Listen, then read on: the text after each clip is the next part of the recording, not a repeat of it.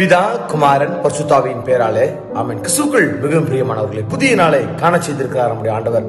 இந்த நாளிலும் கூட ஆண்டவர் நமக்கு உணர்த்திய இறைவார்த்தை, அது சங்கீதம் அதிகாரம் 46வது அதிகாரத்துல 1வது வசனம். தேவன் நம் அடைக்கலமும் நம் பெலனும் ஆபத்து காலத்தில் அனுகூலமான துணையுமானவர். எல்லாரும் ஒரு ஆமென் சொல்லலாமா? ஆமென். ஆம், கிறிஸ்துவுக்குள் மிகவும் பிரியமானவர்களே, தேவன் நமக்கு அடைக்கலங்கிறது தெரியும். நமக்கு தேவன் நமக்கு பாதுகாப்பானவர்ங்கிறது நமக்கு தெரியும்.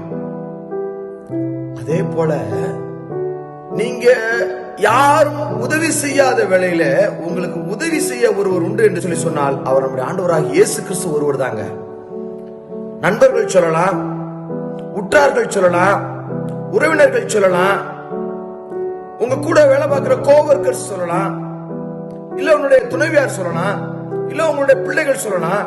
நாங்க உங்களோட கூட கடைசி வரைக்கும் நாங்க உங்களுக்கு உதவி செய்வோம் என்று சொல்லி, ஆனால் உங்களுக்கு ஒரு ஆபத்து என்று ஏற்படுகின்ற வேளையில எல்லாரும் மறைந்து போவார்கள்.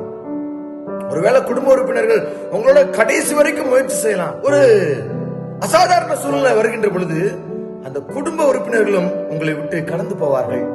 ஆனால் நம்முடைய ஆண்டவராகிய இயேசு கிறிஸ்து நம்ம விட்டு போகவே மாட்டாருங்க, போகவே மாட்டார்.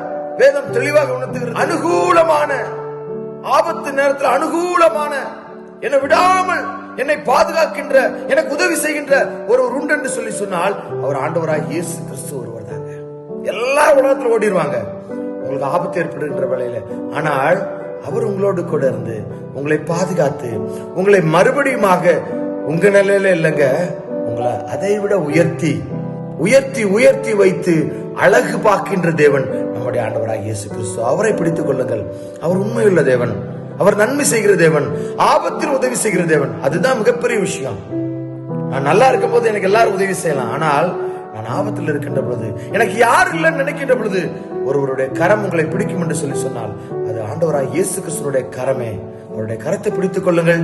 வாழ்வில எல்லா விதமான ஆசீர்வாதங்களையும் நீங்கள் சுதந்திரித்துக் கொள்ள தேவன் உங்களுக்கு உதவியாக இருப்பார். கர்த்தர் தாமே இந்த வார்த்தைகளை ஆசீர்வதித்து காப்பாராக.